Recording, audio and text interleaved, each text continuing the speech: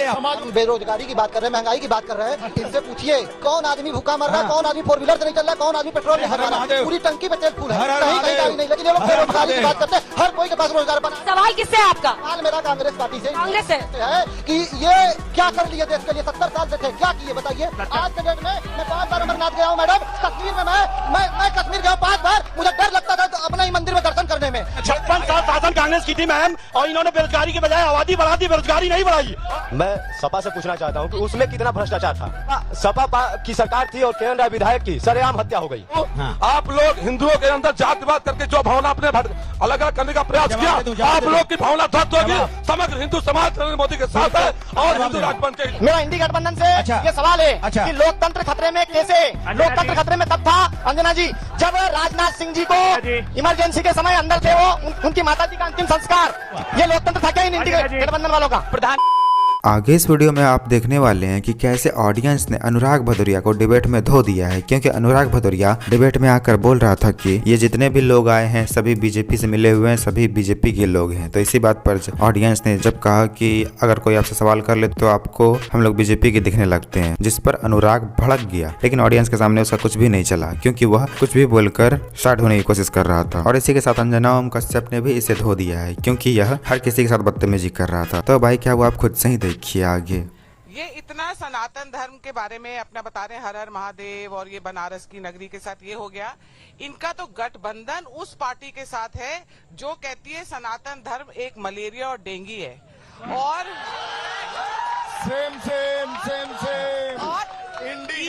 यहाँ भस्म लगाने से, टीका लगाने से आप सनातनी नहीं बन जाते। अब जवाब दे दो, जवाब ले लीजिए। आप बोलिए। देखिए अंजना जी, कांग्रेस और इंडिया गठबंधन के लोग बात कर रहे हैं। मैं आज शुरुआत करना चाहता हूं कि आज इस देश के किसान बस यहाँ चौधरी चरण सिंह जी की पुण्यतिथि है, और चौधरी साहब को सम्मान देने में कांग्रेस ने 4 दशक लगाया, लेकिन चौधरी साहब का सम्मान नहीं किया, इस देश के किसानों का सम्मान नहीं किया।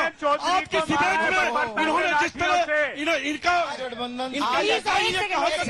आप सबसे मैं रिक्वेस्ट कर रही हूँ, 1 सेकंड रुके, आप सबसे रिक्वेस्ट कर रही हूँ, अगर शाउटिंग मैच करना है तो आप मेरा शो छोड़ के जिसका मैं नाम लूं वही बोलेगा, जिसका मैं नाम लूं वही बोलेगा। अगर आप किसी और ने बोला, मैं सही बता रही हूँ, शो से चले जाइए। नहीं, आप समझदार, आप मुझे शाउटिंग मैच कर रहे हैं, इतने लोग यहाँ पर है, क्या है मतलब? तो मैं बोलूँ अब? हाँ, अपनी बारी। देखिए, जब वो बोल रहे हैं आप चुप रहिए। देखिए, आरएलडी आज किसान की बात करती है तो कैसा लगता है यही आरएलडी जब किसान धरने पे बैठा था, न जाने कितने किसानों की दिल्ली के बॉर्डर पे मौतें हो गई। कमाल की बात कर रहे हैं। बैठिए, अरे सर सवाल लेंगे, आ रहे, बैठिए, गुस्सा नहीं। हाँ, एक तो वैसे ही तापमान आसमान छू रहा है। ये मैडम बेरोजगारी की बात कर रहे हैं, महंगाई की बात कर रहे हैं, इनसे पूछिए कौन आदमी भूखा मर रहा है, कौन आदमी 4 व्हीलर से नहीं चल रहा है, कौन आदमी पेट्रोल नहीं भरवा रहा है, पूरी टंकी पे तेल फूल है, कहीं कहीं गाड़ी नहीं। लेकिन ये लोग बेरोजगारी की बात करते हैं, हर कोई के पास रोजगार बना। सवाल किससे है आपका? सवाल मेरा कांग्रेस पार्टी से है कि ये क्या कर लिए देश के लिए, 70 साल से थे, क्या किए बताइए। आज के डेट में मैं 5 बार अमरनाथ गया हूँ मैडम, कश्मीर में मैं कश्मीर गया हूँ 5 बार, मुझे डर लगता था तो अपने ही मंदिर में दर्शन करने में। सवाल पूछिएगा ना, ज्ञान नहीं, सब लोग सवाल। अंजना जी, थोड़ी देर में 56 साल शासन कांग्रेस की थी मैम, और इन्होंने बेरोजगारी की बजाय आबादी बढ़ा दी, बेरोजगारी नहीं बढ़ाई। क्या बोल रहे हैं उनको पता ही नहीं है। पूछिए। आबादी बढ़ा। खड़े हो जाइए। मैं सपा से पूछना चाहता हूँ कि उसमें कितना भ्रष्टाचार था। अंजना जी जरा पीछे पूछ लीजिए, तो कार्यकर्ता है पीछे, यूथ खड़ा है, यूथ खड़ा है पीछे। अंजना जी यूथ खड़ा है, मैं हम्बल रिक्वेस्ट कर रहा हूँ, पीछे यूथ खड़ा है, उनको भी मौका दे दीजिए। आगे आइए, इधर आ जाइए, आगे आइए। सपा की सरकार थी और केएन राय विधायक की सरेआम हत्या हो गई। उसका जवाब दीजिए। क्या?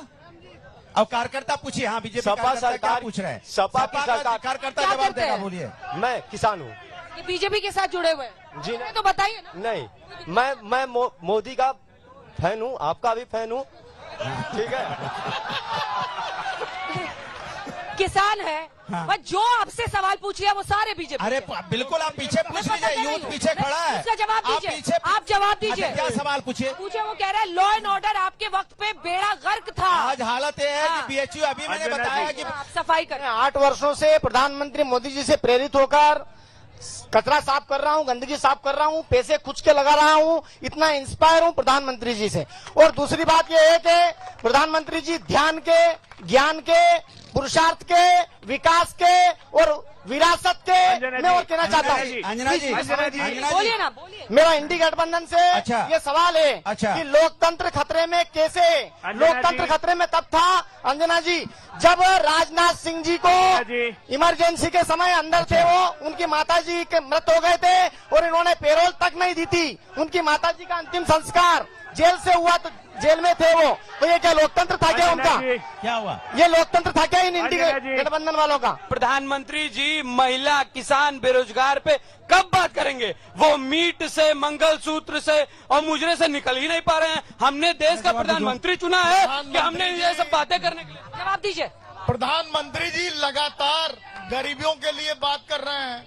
प्रधानमंत्री जी लगातार नौजवानों को स्टार्टअप दे रहे हैं, काशी के अंदर टूरिज्म डेवलपमेंट इंडस्ट्री दे रहे हैं। और जब ये अपने अंदर बैठा करके आए हैं तो उसका कोई इलाज नहीं है। कहाँ जो 30 साल में कोई नहीं कर पाया, मोदी जी ने राम को अयोध्या में भगवान को स्थान दिया, इससे बड़ी बात क्या हो सकती है? इसलिए 400 पार मोदी जी। अगला प्रश्न मतदाता के रूप में मैं ये पूछना चाहता हूँ कि इंडी गठबंधन तो बन गया, लेकिन ये सभी दलों ने अपना अलग अलग घोषणा पत्र जारी किया। हाँ। ये हम लोग में ये पूरा विश्वास है कि इनके में आपसी अविश्वास है। अच्छा। तो इनके गठबंधन में हम कैसे वोट दें? जवाब कांग्रेस और सपा वालों को जितने सवाल है कि नहीं है? उनको मैं पूछना चाहता हूँ, आप लोग हिंदुओं के अंदर जातिवाद करके जो भावना अपने अलग अलग करने का प्रयास किया, आप लोग की भावना ध्वस्त होगी। समग्र हिंदू समाज नरेंद्र मोदी के साथ है और हिंदू राष्ट्र बन के ही रहेगा। जाति के आधार पर आप बांटते हैं। देखिए इस देश के अंदर में कोई भी अगर नफरत की राजनीति करता है तो भारतीय जनता पार्टी करती है। भारतीय जनता पार्टी सिर्फ नफरत की राजनीति करती है, हम विकास की राजनीति करते हैं। ये वो लोग हैं जो विकास पर चर्चा नहीं करते। जो पूछिए, छोटा सवाल। महंगाई की बात करें, वर्ल्ड इकोनॉमिक फोरम के अकॉर्डिंग पाकिस्तान में 18% महंगाई है, जिसका कैलकुलेटर भी नहीं है, जिसका 15% के ऊपर कैलकुलेटर नहीं है। भारत में 7% से कम है।